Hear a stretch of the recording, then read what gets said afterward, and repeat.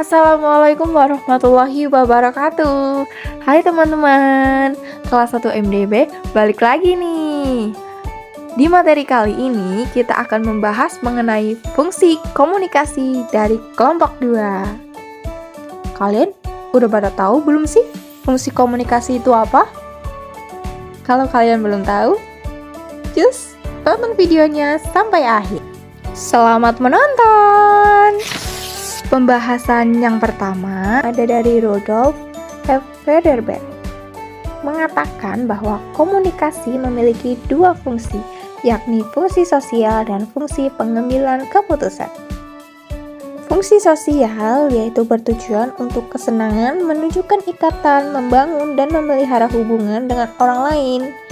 Nah, karena manusia ini makhluk sosial, jadi mereka membutuhkan hubungan dengan orang lain atau interaksi dengan orang lain agar dapat membantu satu sama lain.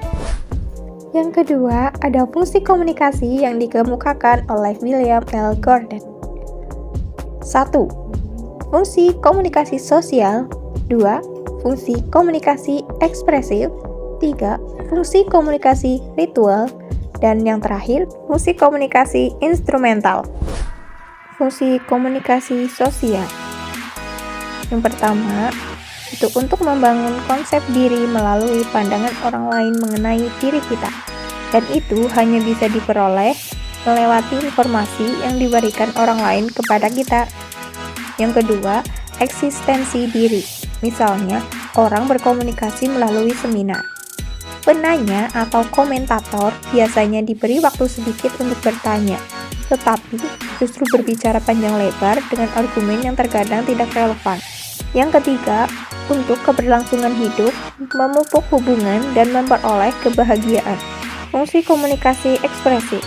Yang pertama, yaitu untuk menunjukkan kasih sayang dan simpati kepada seseorang. Yang kedua, memprotes kebijakan penguasa dengan melakukan demonstrasi. Yang ketiga, menyanyikan lagu-lagu perjuangan Indonesia. Yang keempat, tarian-tarian, tunjukkan, teater, dan lain sebagainya. Dan yang terakhir, cerpen, novel, pantun, puisi, dan lainnya yang bisa berisi ekspresi penulis atau pengirim pesan. Fungsi komunikasi ritual. Erat kaitannya dengan komunikasi ekspresif adalah komunikasi ritual, yang biasanya dilakukan secara kolektif. Suatu komunitas sering melakukan upacara-upacara berlainan sepanjang tahun dan sepanjang hidup, mulai dari upacara kelahiran, ulang tahun, pernikahan, hingga upacara kematian. Dalam acara itu, orang mengucapkan kata-kata atau menampilkan perilaku-perilaku simbolik, seperti berdoa, membaca kitab suci, perayaan hari raya, juga komunikasi ritual lainnya. Komitmen mereka menuju kepada tradisi keluarga, komunitas, suku, bangsa, negara, ideologi, atau agama mereka. Fungsi komunikasi instrumental. Yang pertama itu untuk hasrat manusia mengontrol lingkungannya. Yang kedua, upaya untuk dapat beradaptasi dengan lingkungannya. Yang ketiga, upaya untuk melakukan transformasi warisan sosialisasi. Yang keempat, untuk mengetahui sikap dan memprediksi sikap orang lain, juga untuk mengetahui keberadaan diri sendiri dalam menciptakan keseimbangan masyarakat. Nah, yang ketiga ini, fungsi komunikasi menurut pendapat Harold D. Lasswell pada tahun 1948.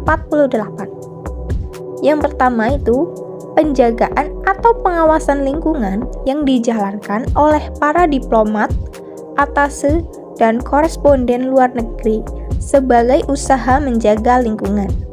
Yang kedua, menghubungkan bagian-bagian yang terpisah dari masyarakat untuk menanggapi lingkungan. Diperankan oleh para editor, wartawan, dan juru bicara sebagai penghubung respon internal. Yang ketiga, menurunkan warisan sosial dari generasi ke generasi berikutnya yang dilakukan oleh para pendidik di dalam pendidikan informal ataupun formal. Nah, ada juga fungsi komunikasi yang lain nih. Contohnya, satu, yaitu menginformasikan. agar pesan yang disampaikan dapat dimengerti dan bereaksi secara jelas terhadap kondisi lingkungan. Yang kedua, ini ada mendidik, untuk menyampaikan ide dalam pikirannya kepada orang lain, sehingga orang lain mendapatkan informasi dan ilmu pengetahuan. Yang ketiga, ada menghibur, penyampaian pesan melalui kesenian, pertunjukan, dan permainan agar lebih mudah diterima oleh masyarakat. Dan yang terakhir, ini ada mempengaruhi agar masyarakat bisa terpengaruh atau percaya bahwa berita yang disampaikan itu berdasarkan fakta. Nah, dari penjelasan tadi, kalian pasti sudah paham kan apa itu fungsi komunikasi dan siapa saja yang mengemukakan pendapatnya. Jika kalian ingin video ini lebih bermanfaat, kalian bisa like, comment, subscribe, and share video ini ke teman-teman kalian agar ilmu yang kalian dapatkan juga bisa berguna untuk orang lain ke depannya. Bye-bye. Sekian dari kelompok kami. Terima kasih. Wassalamualaikum warahmatullahi wabarakatuh.